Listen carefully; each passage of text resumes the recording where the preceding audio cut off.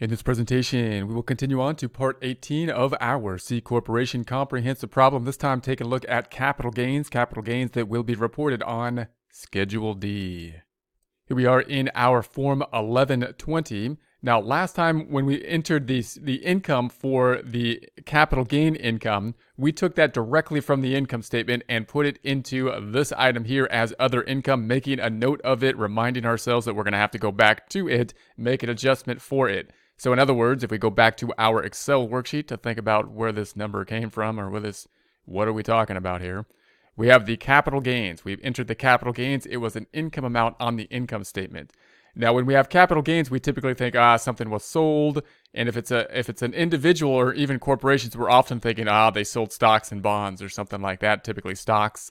And therefore, we're going to say we need the basis to do that. Not often a piece that's going to hold us up. We know we have to write it down, check it out, get the basis. However, we didn't let that stop us. We wanted to keep pushing forward, even though we can't, fill out the full capital gain. So therefore, we just simply put the gain into other income at that point in time, so we could push forward, get in balance, then ask the client or do more research on it, as we're doing now, for the basis of the property and the sales price of it, which we will then need to then enter the full information into the Schedule D. So then if we go back to the tax return then, we entered that amount, in other words, in other income here. So it's in other income, there's the capital gains, but we really need the sale, the whole sale, the gain, and the revenue, as well as the cost or basis. And we're thinking stock sales. So stock sales typically is what we're thinking here. So then we're going to go to Schedule D, just like we would on a similar schedule for the sole proprietor or individual income tax return if they sold stocks for individual.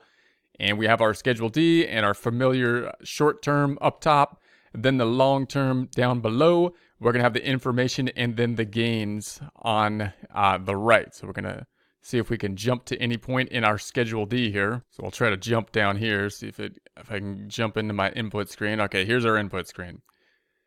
All right, typical kind of input screen for a Schedule D. We're going to have the quantity. We can have so many shares typically. I'm just going to put this in as a lump sum. Now, remember, this is similar to an individual tax return. So in an individual tax return, you're going to say, they have capital gains.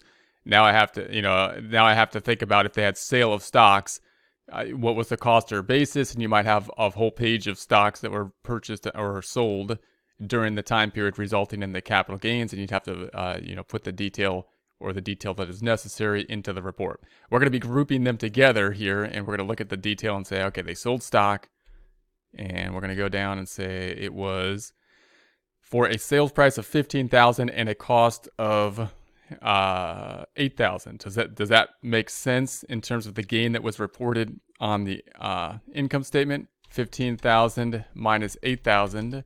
We have the $7,000 here. So if we go up to our gain up top, we're going to say, did they record the gain properly? In other words, and we can go and say, yeah, there's the $7,000.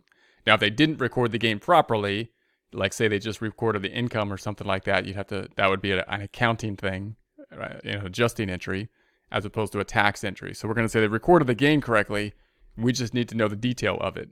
So now we're going back in and seeing the detail. We're going to say, all right, there it is. We're going to then go back over to our Schedule D. We're going to say this is stock. So like company one, they own stock and they sold it. The date acquired, I'm going to say 01/01/20. It's going to be long term, so it's over a year. And that's the main point that you kind of need between the stock sales. Is it short term or long term? Then the date sold, I'm going to say 06/15/19, the current year, some point in the current year. The sales price, as we saw in the detail of our data, was the $15,000. The cost or basis, the $8,000, I believe. Is that correct? $8,000, yes. That's what it is, and I think that's all we need. Let's then go to the form, see if it does what we would expect it to do. You'll notice it's not up here in the short term because it wasn't less than a year of time that we were holding the stock. It's down here in the long term on our Schedule D. Schedule D now bolded in Lacerte, meaning it's a required document that we're going to be sending to the IRS. That's why it's bolded, and I uncheck it to just look at the stuff we're going to be using at this point. The $15,000 minus the $8,000 gives us that capital gain of the $7,000. That $7,000 then should be pulling forward to the 1120 someplace, so up in the income section. There's our 7,000 there. Does it throw us out of balance if we go to page 6 of the 1120? I would think it would. So I'm going to uncheck some of these while I'm over here. And if we scroll up, we're going to say, yeah, it does throw us out of balance. Why? Because we have to record the other side, which was the decrease that we put in other income at the beginning. So then I'm going to go back up to page 1. I'm going to say, all right, what is the other side? I'm going to uncheck some of these. We'll keep them green checks. And then the other side's in other income. So you'll recall we put it in here in the 7,000. So we should be duplicated or doubled up in the 7,000. I'm going to go ahead and right click and jump to that data input screen so I can make our adjustment there for it. So it's in the other section. So I'm going to go into the other section and we're going to scroll down. There's our capital gains up top. We're going to make an adjustment for it. Now, again, it's not an M1 here. It's going to be going to Schedule D. So it's going to be an adjustment, Schedule D type of adjustment, negative 7,000. So we're negating this 7,000 up top. And we'll say, okay, we're left with 9,000. Back to the forms. Let's see what we have within the forms. It should be in here now. Now, this is a schedule that would go to the IRS, and notice we have a lot of detail in it, so we may want to clean it up before you send it in there, but it's nice to have this detail so you can see the both sides of the journal entry and review it. Notice we have the M1s down below. We've got the adjustment up top.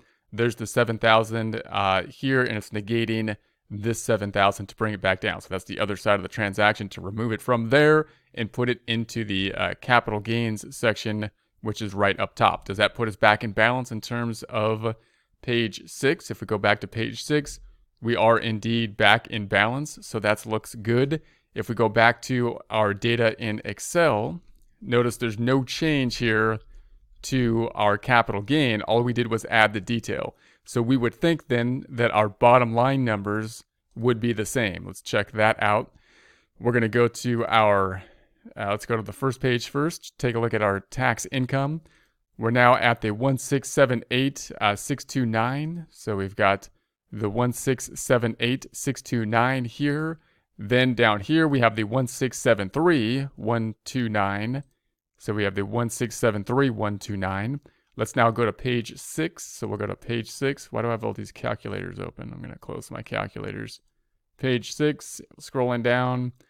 And we have the book amount of 1461500, so 1461500, and the ending number 1678629. So there's the 1678629. So it looks like everything's tying out as it should.